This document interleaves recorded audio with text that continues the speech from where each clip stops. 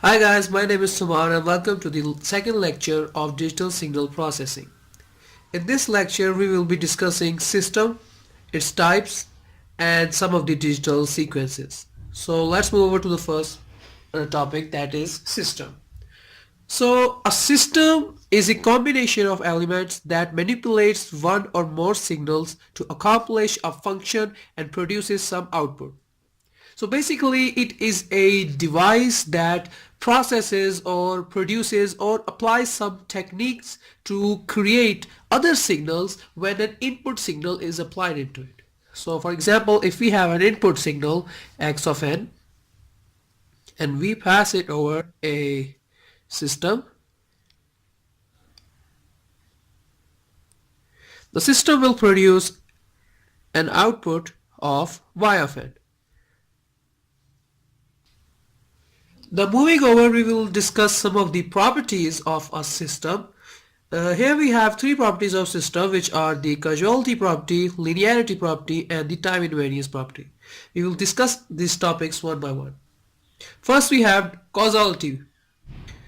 The output at time n depends only on the current input xn at time n and its past input sample values as xn-1 or xn-2 and so forth. Then our system is a causal system. So basically what we are trying to say here is that when the output of our system depends upon the current value of the input and the past input values, then our system will be said to be a causal system. Otherwise, if the output of the system depends on the future values of the system of the input, then we will say we have a non-causal system. For example, if we have a equation x of n is equal to x n plus 3. Here, since the output of our system depends on the future value of input, therefore we'll say that this system is a non-causal system. Non-causal. Here's another example, x of n, xn plus xn minus 1.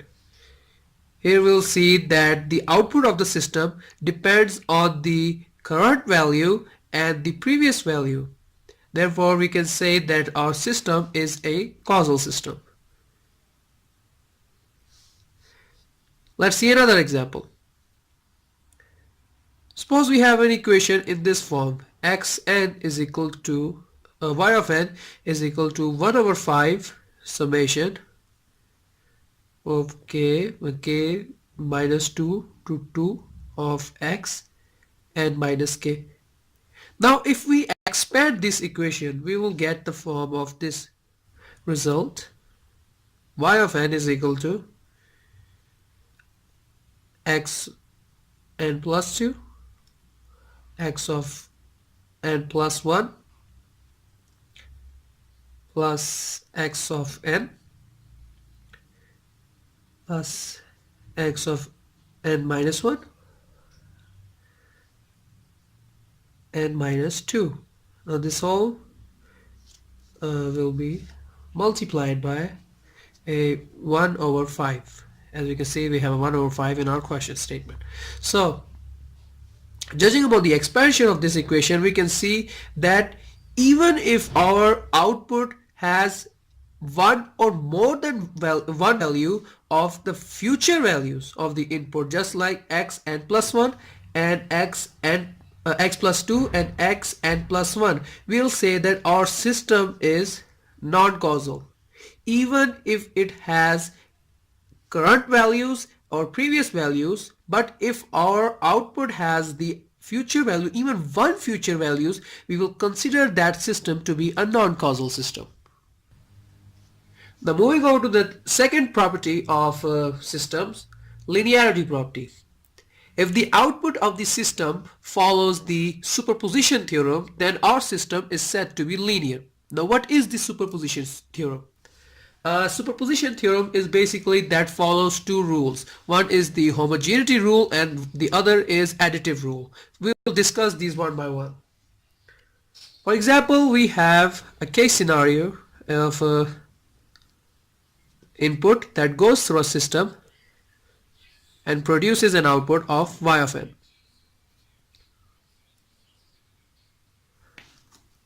Alright, now if this input is scaled by a factor alpha and again passed through a system and produces an output y of n, then that output y of n must also be scaled by the same amount of factor alpha. So if our case follows this rule and satisfies this rule, we'll say that our system here is homogeneous right now. It fulfills the first requirement of superposition theorem.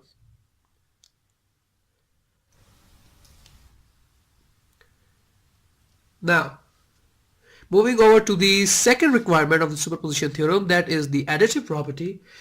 Let us consider two case scenarios. One, we have x1 of n that passes through a system,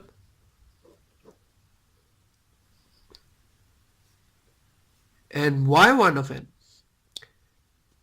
Again, that there is another input x2 of n that passes through a system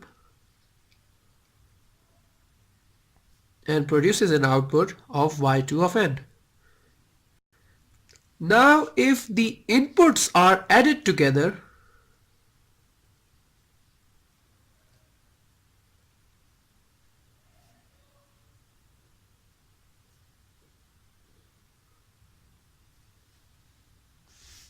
and pass through a system, the resulted output must also be an addition of the outputs y1 of n and y2 of n.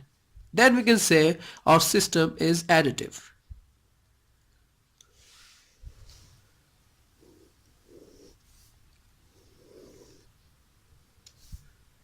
So if these two requirements are fulfilled, we can say that the superposition theorem holds and our system is linear. But let us consider an example.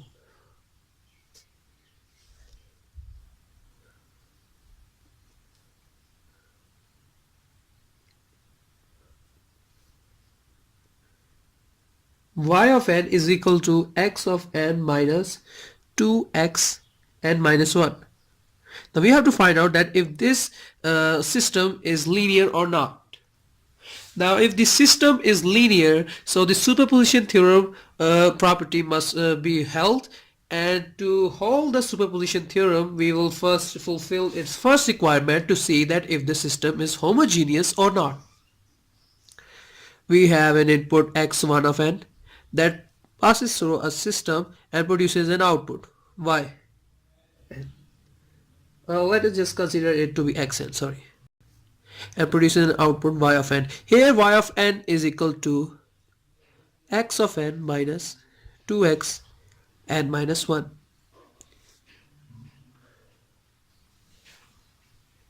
Actually, let's do consider the one subscript here, and also it will have an x1 of n and 2x1 n minus 1.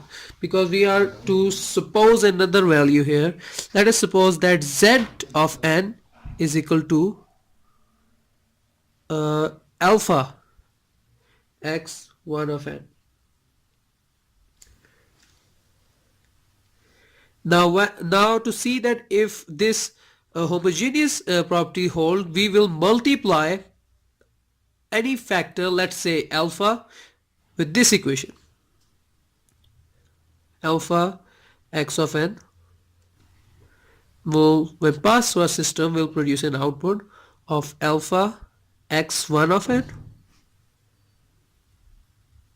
minus alpha 2x1 of n minus 1. Now we have considered alpha x1 of n to be z of n, so we can write it as z of n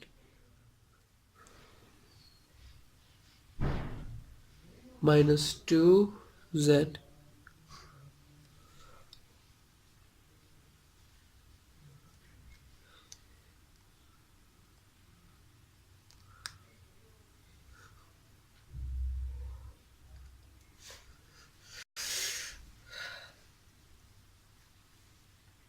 ये किधर है?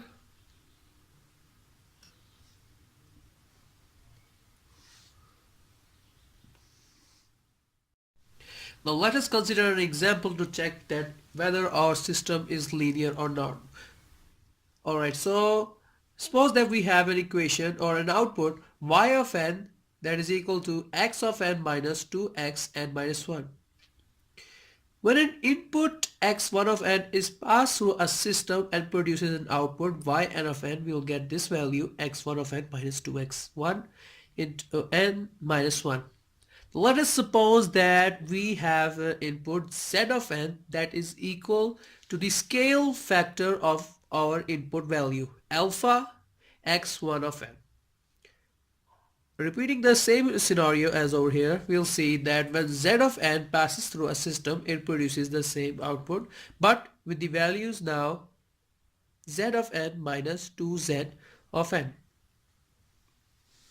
Now substituting the value of z of n, we will get alpha x1 of n, alpha x1 of n minus 2 alpha x1 of n. Alright, and taking alpha common here, we'll have alpha x1 of n minus 2x1 of n, and this will be written as same,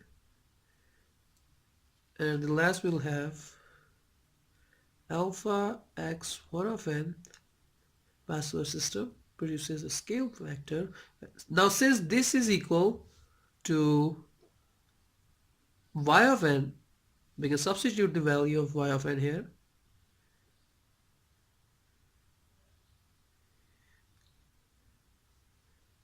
Since our scale factor of the input value produces the same scale factor of the output value, we will say that the homogeneous property of the superposition theorem is held here. So this is a homogeneous system. So this system is homogeneous. Now to satisfy the other property of superposition theorem, additive property, we will consider the same example but with a different scenario.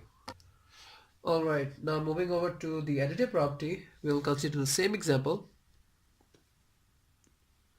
x1 of n when passed through a system produces an output x1 of n minus 2x1. Okay, now continuing over from minus 2 x1 of n minus 1, we have another input x2 of n that when passes through a system produces an output of x2 of n minus 2 x2 n minus 1. Now let us suppose a value zn that is equal to the summation of these two inputs. And when that z of n is passes through a system, we'll have the same scenario output z of n minus 2z n minus 1. Now substituting the value of z of n, we'll have x1 of n plus x2 of n over the input side when passed through a system produces an output of x1 of n plus x2 of n minus 2 x1 n minus 1 plus x2 n minus 2.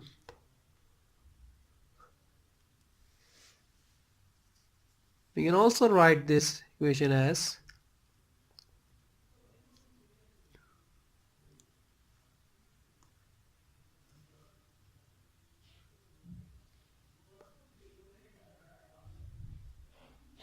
x of n minus 2x1 n minus 1 and plus x2 of n minus 2x2 n minus 1. we'll see that this x1 of n minus 2x1 n minus 1 is equal to the output y1 of n. This was equal to y1 of n, and this was equal to y2 of n, and x2 of n minus 2x2 n minus 1 is plus y2 of n. So when the inputs are added and passed through a system, the outputs, the resulted outputs of the inputs are also added together. So looking upon this case, we'll say that the second property of the superposition theorem, the additive property, holds. So this system is additive.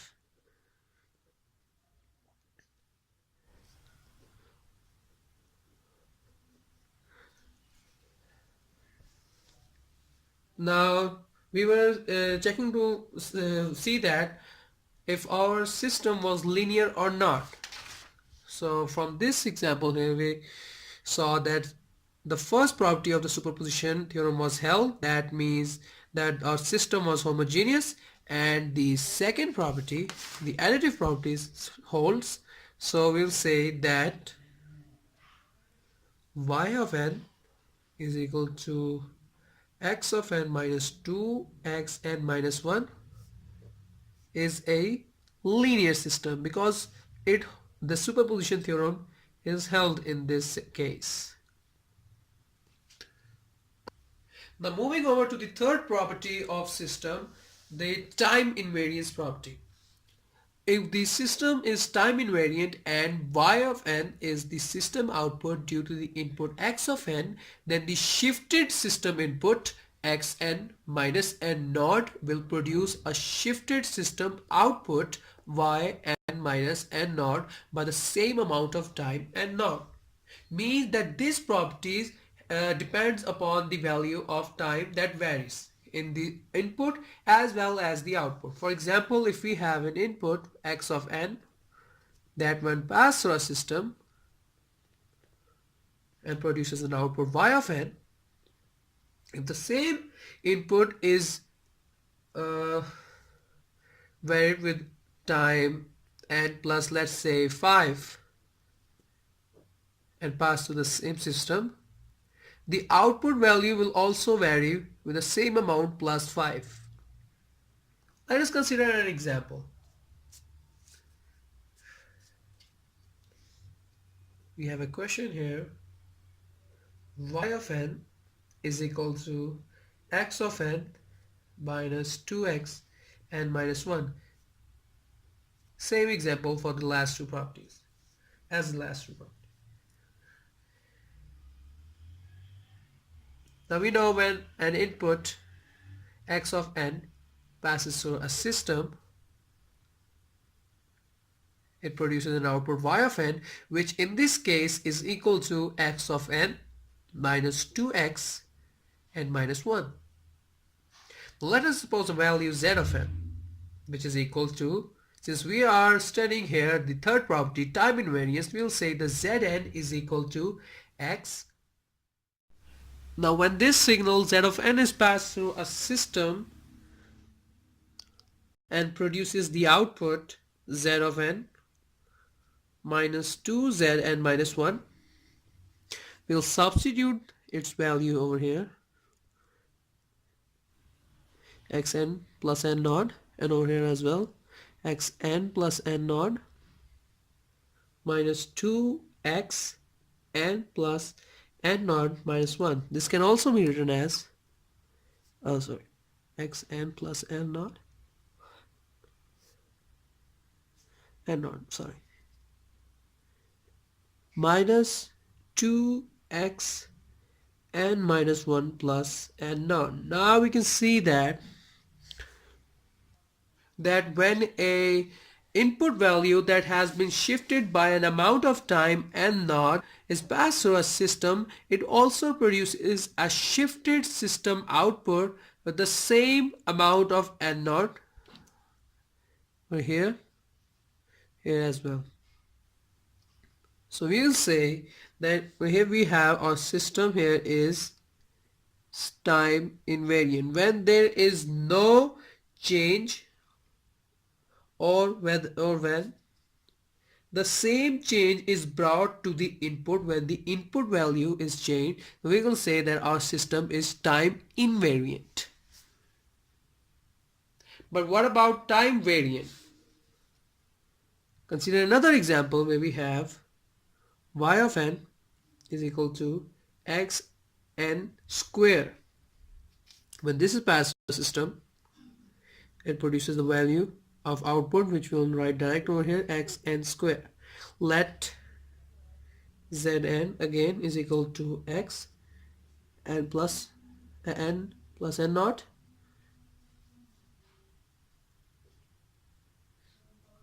Zn when passed to the system produces Zn square, which will give the substituted value xn plus n naught. The output will be x n square plus 2n into n naught plus n naught square. Now if this term was x n square plus n naught square, then we can say yes, our system was time invariant. But now we'll see another term 2n n naught, which we do not see in the input, in the shifted input system. So we can say our system here is time variant. Now let us study some of the digital sequence that are widely used. We have two sorts of digital sequence. One is the unit step and the other is the unit impulse. These are the derivative and integral of each other. We'll see that later on, but first we will discuss that what is a unit impulse and the unit step. These two systems are also our basic signals through which other sort of signals, of output signals, are created, processed or produced. First let us consider unit impulse. A unit impulse is a signal in which we have only one value, and that value is at time 0 and is equal to 1. So we can say we have delta n is equal to 1 when n is equal to 0 and 0 otherwise. Next is the unit step. A unit step signal is which has a value 1 when n is greater or equal to 0. For the values of n greater or equal to 0, we'll have a unit step function at every interval, 1, 2, so on. So we can write this equation as u of n is equal to 1 when n is greater or equal to 0 and 0 when n is less than 0. Now how are these two signals related to each other? They are related to each other with these equations. d u of n over dn is equal to u of n minus u of n minus 1, which can also be written in the form, if we take integral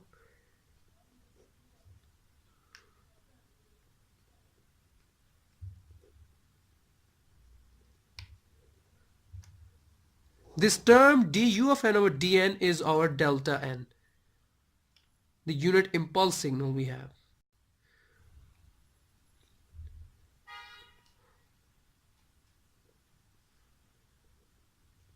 How is this? Let us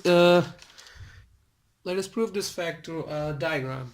Suppose we have a unit step function u of n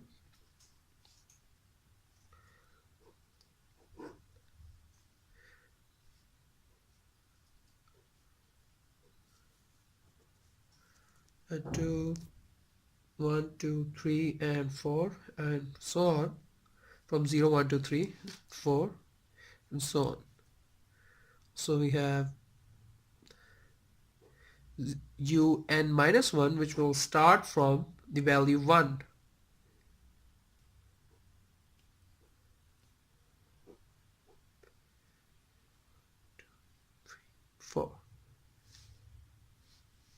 if we were to subtract this diagram from this, we will get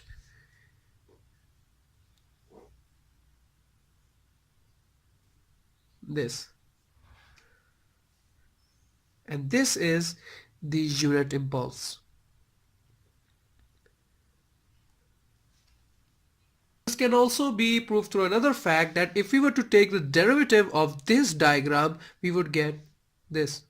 All the other values at 1, 2, 3, 4, 5, 6 would disappear, and only the value of 0 would be left there. So by taking the derivative of unit step function, we have the unit impulse, and if we take the integral of unit impulse and sum and add all of the value as 0 and then 1 and 2 and 3, we'll get the diagram of unit step, and we can say that by taking the integral of unit impulse function, we have a unit step function. And these two signals are the basic signals through which other signals are created, processes, and produced. So that was pretty much of our lecture today, and see you next time. Thank you.